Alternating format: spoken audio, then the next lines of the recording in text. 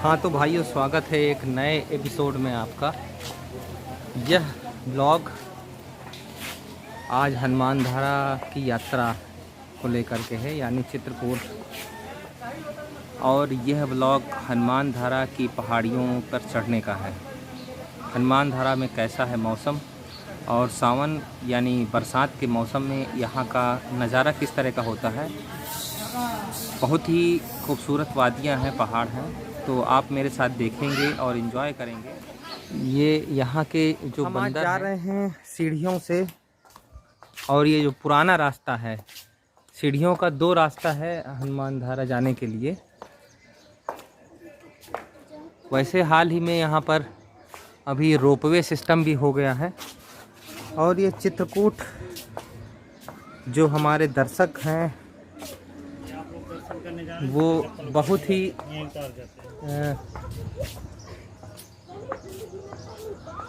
चंदन की तिलक देत रघुवीर, ये एक चौपाई है रामचरितमानस में। तो चित्रकूट सभी लोग जानते हैं, क्योंकि हमारा जो भारत देश है वो आस्थावान देश है। और आस्थावान देश में चित्रकूट में भी चारों धाम हैं। तो उसमें से एक प्रमुख जो दैव स्थान है वो हनुमान धारा है, यानी आस्था का प्रमुख केंद्र आप कह सकते हैं। और हनुमान धारा ये लगभग 200 मीटर होगी, इसकी ऊंचाई 200-250 मीटर के आसपास ऊपर बसा हुआ है। यहाँ तक जाने के लिए 3 तरीके से आप जा सकते हैं। एक तो रोपवे का रास्ता है जो ऊपर है, ये देखिए लटके हुए हैं। और दूसरा 2 सीढ़ियों का रास्ता है, एक पुरानी सीढ़ियाँ हैं, एक नई सीढ़ियाँ हैं, जो नया रास्ता बना हुआ है। तो आप सीढ़ियों से पैदल जा करके भी यहाँ पर लगभग 500-600 सीढ़ियाँ हैं, उसे चढ़ करके आप ऊपर चढ़ सकते हैं। तो आइए चलते हैं आगे, और प्रमुख जो आकर्षण का केंद्र है रास्ते में वो मैं आपको दिखाता चलूँगा। रास्ते पे ही ठीक सामने ये शनि देव मंदिर है। ये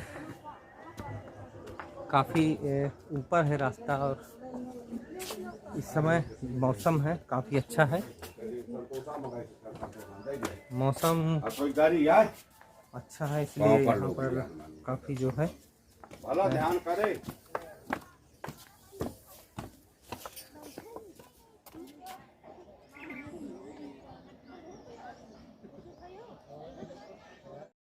थोड़ी दूर चल करके यहाँ पर काफ़ी सांस फूलने लगती है, और क्योंकि चलने की आदत नहीं है इस वजह से सांस फूलने लगती है।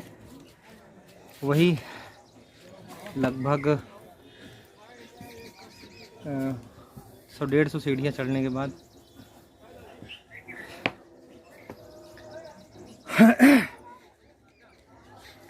अभी लगभग वही 200-250 सीढ़ियाँ और लग रहा होंगी। यहाँ से बैठकर कुछ ऐसा नज़ारा दिख रहा है। सामने चित्रकूट का पहाड़ है, जिसे कामतानाथ पर्वत के नाम से जाना जाता है। यहाँ पे आपको जगह जगह पर बेर, चना और ये बैठने के लिए, स्टे के लिए जो है आपको जगह जगह पर मिल जाएगा। और जैसे जैसे आप ऊंचाई पर जाएंगे वैसे वैसे आपको इस तरह के नज़ारे देखने के लिए मिलेंगे। और यहाँ से इस समय काफ़ी खूबसूरत लग रहा है पूरा चित्रकूट।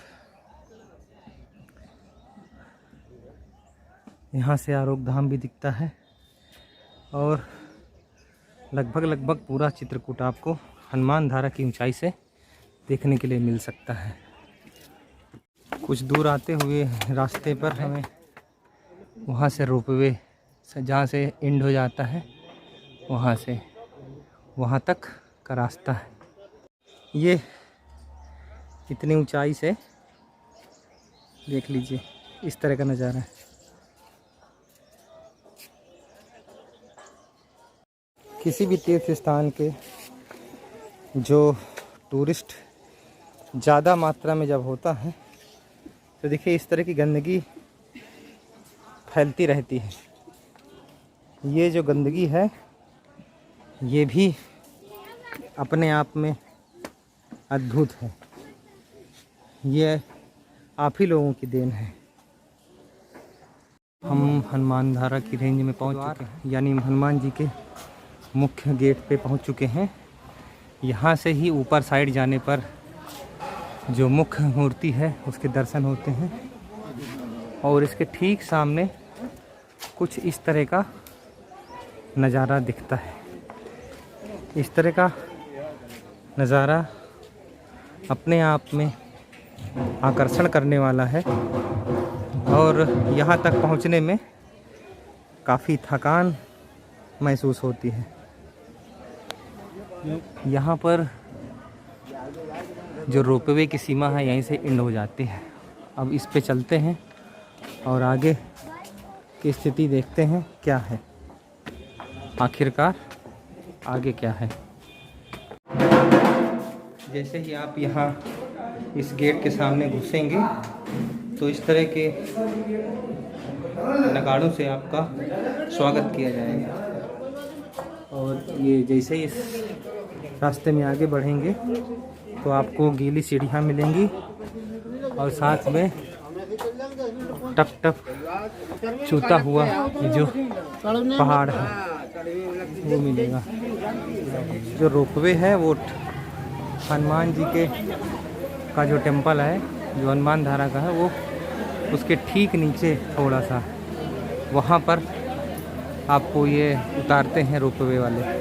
और ये रास्ता है यहीं से थोड़ी दूर पर मंदिर जाने का है और काफ़ी संख्या में इस समय यात्री आए हुए हैं। इसे क्या कहेंगे इसको कमेंट में ही बताइए आप। देखिए शंकर जी का छोटा सा शिवलिंग है और इस पर ये इस तरह से 12 महीना यहाँ पर पानी गिरता रहता है।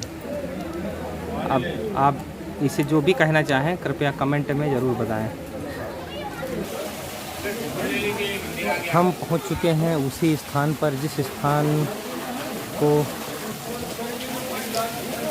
सारे देश भर से दुनिया भर से लोग देखने आते हैं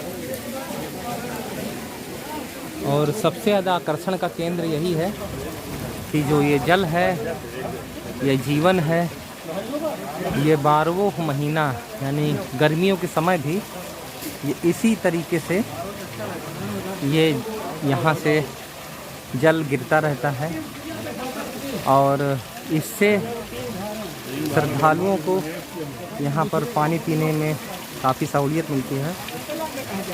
पानी काफ़ी टेस्टी रहता है यहाँ का और इसी के जस्ट ऊपर हनुमान धारा यानी हनुमान जी का प्रमुख मंदिर है।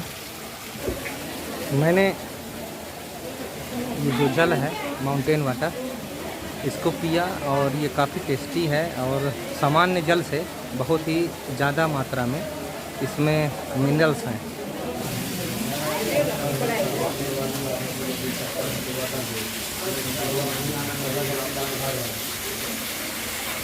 इस तरह से चट्टानों के बीच से अब हम जा रहे हैं सीता रसोई जो मुख्य मंदिर से ऊपर साइड पड़ता है। दोस्तों सीता रसोई पहुंच चुके हैं और आपके सामने है सीता रसोई। यहाँ पर बहुत सारी दुकानें समोसा, रबड़ी, जले और जितने भी पकवान होते हैं उसकी दुकानें यहाँ पर जगह जगह पे लगी हुई हैं। दोस्तों अभी मैं सीता रसोई देख कर के आ रहा हूँ और सीता रसोई का जो माहौल है वो वीडियो में दिखाने लायक माहौल नहीं है। ये सीता रसोई से नीचे साइड का दृश्य कुछ इस तरह का दिख रहा है। पूरा यहाँ से चित्रकूट और चूँकि धुंध है, थोड़ा सा बादल है तो इसलिए क्लियरिटी थोड़ा सा विजिबिलिटी कम है।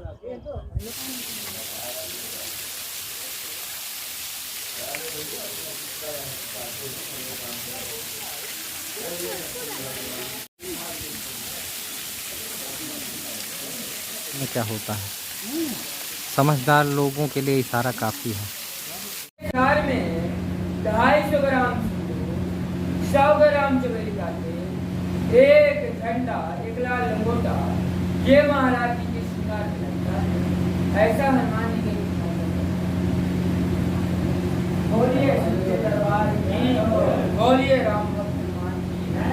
हेलो जय प्रसाद लाने आप लोग। शनिदेव है, न्याय के देवता है। ये न्याय चक्र चाहे न्याय की गति मगती है, न्याय के देवता है शनिदेव को। तेल चढ़ता है कड़ुआ। तेल कैसे चढ़ता है, जिनको घायल कर दिया गया था। कौन घायल किया था? हनुमान जी।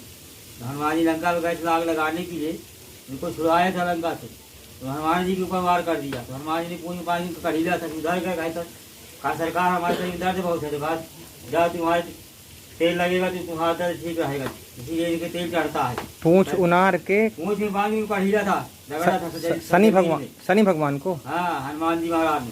हनुमान जी महाराज ने। अच्छा, उधर पुधर गए में दर्द शरीर में, तो उन्होंने कहा कि हमारे शरीर में दर्द बहुत है महाराज, तुम्हें बहुत तगड़ा मार दिया है, अरे कैसे ठीक हो? कहेंगे तुम्हारे शरीर में तेल लगता रहेगा, तुम्हारा दर्द ठीक रहेगा, कैसे तुमको मिलेगा, इसलिए इनको तेल चढ़ता है। अच्छा, यहाँ का जो वातावरण है प्राकृतिक वो बहुत ही सुंदर है, सुरम्य है। तो हाँ जी, यूट्यूब पे डालेंगे। कौन से उसमें आएगा आपके नाम से? आवारा हेमू में और हेमू यूट्यूब 2 चैनल हैं जिसमें ये पड़ेगा।